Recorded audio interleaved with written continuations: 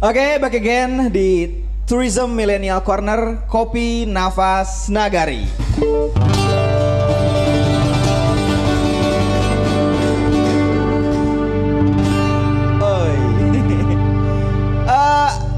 Sebagai seorang wibu, aku pasti suka One Piece. Di film One Piece tuh ada chef terkenal namanya, siapa namanya aku lupa lagi. Sanji. Nah Sanji itu kalau berantem dia nggak pernah pakai tangan karena tangannya fokus buat masak. Karena dia saking mencintai profesinya sebagai chef atau sebagai koki. Karena ternyata semakin dia mencintai profesinya, masakan yang disajikan pun makin enak. Nah saya sudah berbicara dengan chef handal di bagian cooking kopi atau memasak kopi atau menyeduh kopi, yaitu masih bersama Mang Ian. Tepuk tangan untuk Mang Ian ya. Mang Ian, kita lanjut nih perbincangan keilmuan Mang Ian tentang kopi tadi. Setelah tadi kita ngalor ngidul sejarah prestasi Mang Ian yang wah sealaihim gitu prestasinya. Mang Ian nih kalau tentang ini ya, tentang bisnis nih ya di Ciamis yang menjanjikan, kira-kira harus kopi jenis apa gitu untuk perkembangan bisnis di sektor pariwisata untuk di Ciamis ya, Mang Ian, monggo.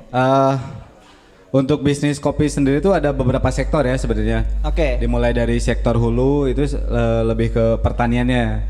Oke. Pertanian kopinya, jadi produksi biji kopi gitu, buah kopinya tuh ya di industri hulu ini. Ada juga sektor tengah. Sektor tengah tuh yang bagiannya menyangrai kopi.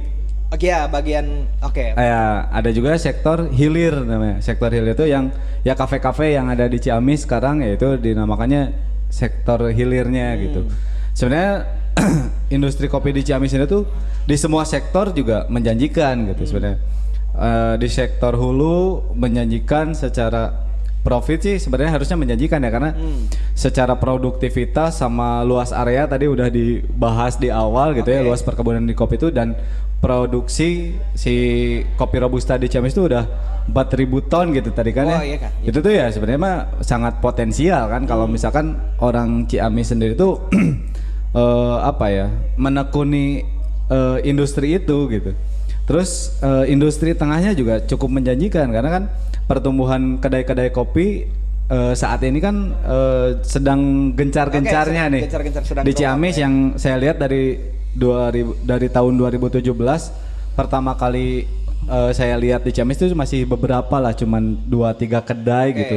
Yang sekarang pas saya pulang lagi gitu ya, karena ya kondisi COVID gitu kemarin di Bandung. Sekarang tuh pertumbuhannya udah sangat-sangat pesat banget gitu dibanding 2017, yang mana yang menjadikan ya sektor industri tengah tuh ya cukup potensial gitu untuk didalemin. Nah, di industri hilirnya sendiri ya dengan semakin bertumbuhnya pengetahuan generasi-generasi muda gitu yang dengan secara gaya hidup dan pergaulannya gitu mulai banyak gitu yang menggandrungi nongkrong di kedai kopi, minum kopi gitu. Dan kaitannya sebenarnya di sektor wisata tuh bisa banget dikaitin, kayak dulu tuh ada beberapa program yang udah pernah saya lihat dan pernah saya alamin di Bandung ya sebelumnya. Jadi di Bandung tuh ada wisata-wisata ke kebun kopi. Jadi wisata edukasi.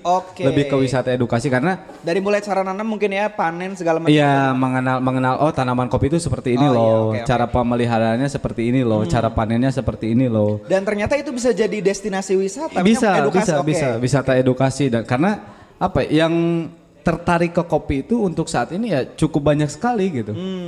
Nah, sedangkan di industri tengah sama hilirnya kita yang udah saya lakuin dan udah saya alamin di Bandung tuh semacam festival yang mana ya kita tuh kenapa enggak sih gitu bikin satu festival, karena kita juga kan punya komoditas ya itu si kopi robusta itu yang secara produktivitas tinggi gitu segala macam, dan banyak talenta muda yang cukup berkembang juga di Ciamis yang sebenarnya bisa menjadi sarana untuk mengadakan festival yang menjadi daya tarik untuk orang-orang luar Ciamis gitu. Oh iya, jadi magnet ya. Iya. Nih, barusan saya baru tahu, ternyata kata A yang udah expert di kopi ya, ternyata 3 sektor tadi Ciamis sudah memenuhi itu loh teman-teman ya. Iya. Dari mulai hulunya, dari mulai tengahnya, dari mulai hilirnya Ciamis sudah memenuhi itu ya. Iya. Jadi sangat-sangat bisa untuk Ciamis grow up di bidang, maksudnya survive di kopi ini sangat-sangat bisa. Sangat bisa sekali. Oke. Aduh, ini setelah barusan ya dari segala macam yang bicarakan, ada nggak untuk suntikan lagi untuk nge-influence teman-teman gitu bahwa teman-teman Ciamis bisa kok berkarya terutama di bidang kopi gitu. Tularkan semangat pengetahuannya mungkin dalam 1, 2, 3 kata, monggo boleh. Ya, untuk sekarang barista itu artis. Untuk sekarang barista itu artis. Emang, tapi emang artis, tepuk tangan dong ya. Artis itu kan seniman, karena emang gak semua orang kayak saya yang suka nyeduh ku cangkangna kan gak bisa jadi barista ya. Iya bener ya, barista itu artis ya. Oke, famous juga, keren juga ya secara look ya. Dan emang susah sih. Tepuk tangan untuk Mang Ian dong. Mang Ian nih, saya punya seorang lagi yang menemani Mang Ian nanti mungkin di sini. Saya akan mengundang, beliau adalah seorang barista juga dan beliau ternyata wawasan tentang kopi, terutama tentang kopi in the other country kayak di Timur Tengah, beliau sudah keren juga. Dan ini dia seorang barista asal Ciamis yang sudah melintang di berbagai negara di Timur Tengah. Ini dia Kang Arif Bonji, beri tepuk tangan. Lebih baik lupakan diri yang. Terima kasih. Ini panggilannya siapa nih? Siapa? Abonji. Abonji salibnya kita di Bluetooth aja ya soalnya. Oke, nah gini. Abonji lebih keren Abonji sih. Oke, Abonji ini emang berarti barista atau apa? Atau lebih enaknya dipanggil apa ini di bidang perkopian ini ya? Kalau barusan saya panggilnya Mang Ian ya. Oh, Mang Ian. Okay. Kalau dibilangnya Mang Ian itu kita adalah coffee artist. Oke. Berarti apa? Abonji ini abah atau abang sih enaknya? Akang. Oh iya. Biar ada ciamis-ciamisnya ya. Oke, Kang Bonji ini berarti menekuni profesi ini dari lama atau dari berapa tahun yang lalu? Boleh di-share dulu. Oke, kalau teman saya dimulai dari 2010 akhir, kebetulan saya mulai mengambil kelas barista itu di tahun 2012. 2012, jadi range-nya nggak terlalu jauh ya, 2 tahunan lah ya? Betul. Oke, Abonji ini kan tadi saya baca-baca dan sepengetahuan yang ada di Google. Abonji ini ternyata sangat tahu banget bagaimana pergerakan perkopian ini di Timur Tengah. Ini saya pengen tahu nih ya. Ini hype-nya di sana sama di Indonesia, terus perbedaannya, selera segala macem. Intinya edukasi kami loh, maksudnya di Timur Tengah itu kayak gimana, segala macam lah sejarah, pemasaran, dan di Indonesia tuh kayak gimana gitu perbandingannya. Oke, sedikit cerita saya mulai pindah dari Indonesia ke pertama negara yang saya kunjungi adalah di Kuwait. Di Kuwait? Itu pada tahun 2017 awal. 2017 awal. Pertama kali saya bekerja di specialty coffee yang memang benar-benar brandnya untuk saat ini dia terbaik di dunia. Wow, dahsyat banget. Dengan yang ketika saya ngebar di Jakarta waktu itu karena saya besar di Jakarta. Oke. Waktu itu saya sudah ngebar, kalau misalnya Akang tadi bilang ngelihat karena filosofi kopi, kebetulan saya pernah ngebar di filosofi kopi. Waduh, tepuk tangan dong. Untung saya taunya sekarang, jadi nggak grogi. Kalau dari tadi aku panik dong. Silakan lanjut. Oke. Begitu saya pindah ya, filosofi kopi itu pertama kali buka itu lumayan memang menurut saya flow untuk customernya lumayan cepat banget. Oke. Untuk di Indonesia pada waktu itu. Kebetulan waktu itu saya pindah ke negara Kuwait dan itu luar biasa. Bisa satu hari itu saya bisa bikin sekitar 8.000 sampai 10.000 cup sehari. Sehari itu coplok panangan ya tak? Waduh dahsyat, itu per hari bisa? Per hari. Waduh dahsyat. 8.000 sampai 10.000 cup per hari.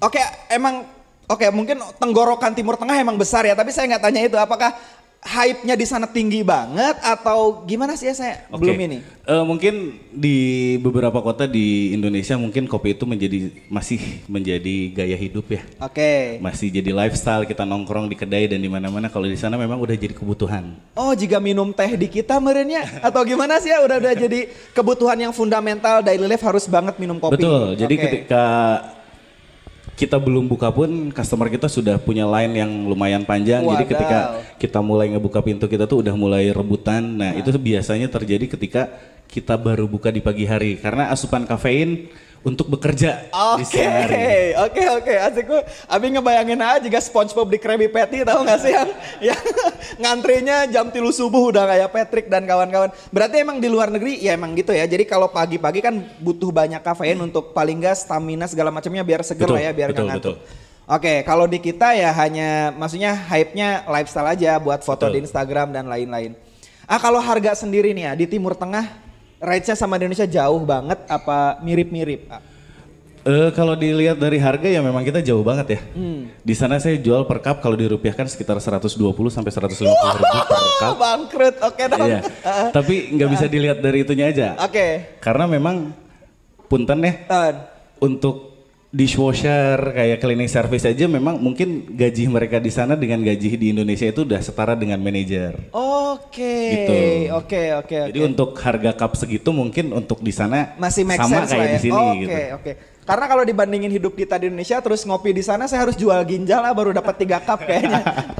Aduh, emang dahsyat. Ini untuk jenis kopi jenis kopi di Timur Tengah sama di kita sama atau beda seleranya atau? Secara universal memang kopi sama aja ya. Oh, gitu. Kita bisa dibilang specialty coffee itu di mana aja sama. Oke. Cuman memang ada beberapa yang berbeda.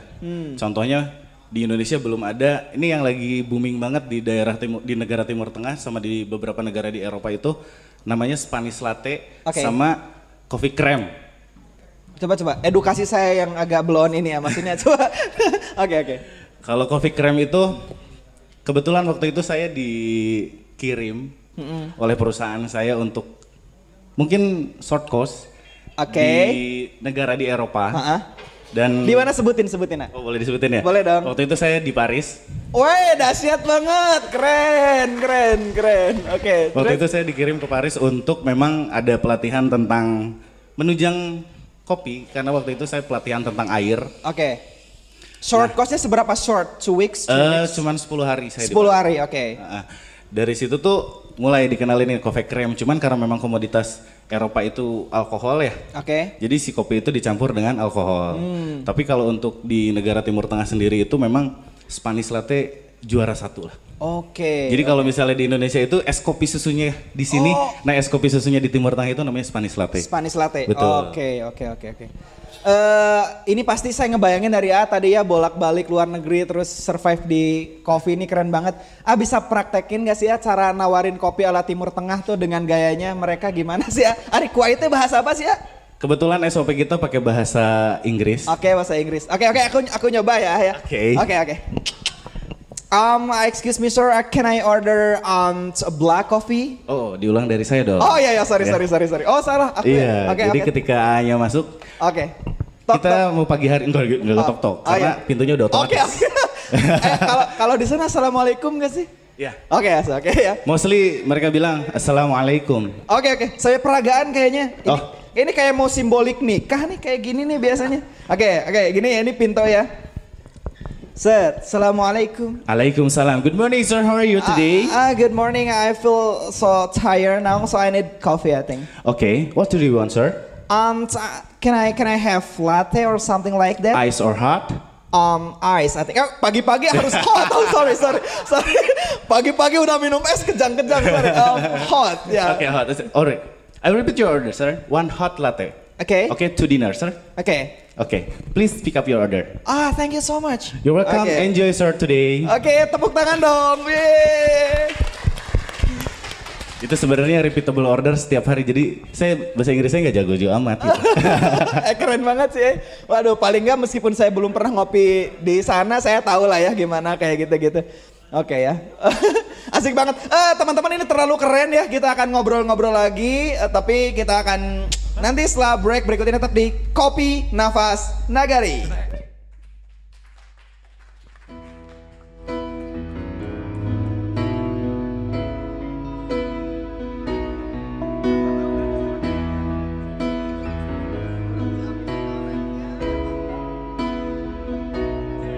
When you try your best but you don't succeed. When you get what you want but not what you need. When you feel so tired but you can't sleep. Stuck in rivers.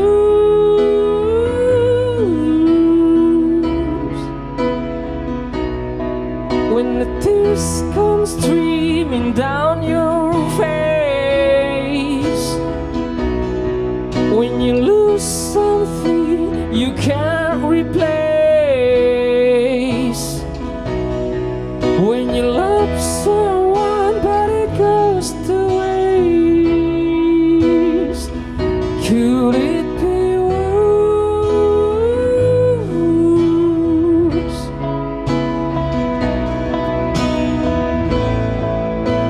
Lights will guide to home and ignite to bones. I will try to fix you.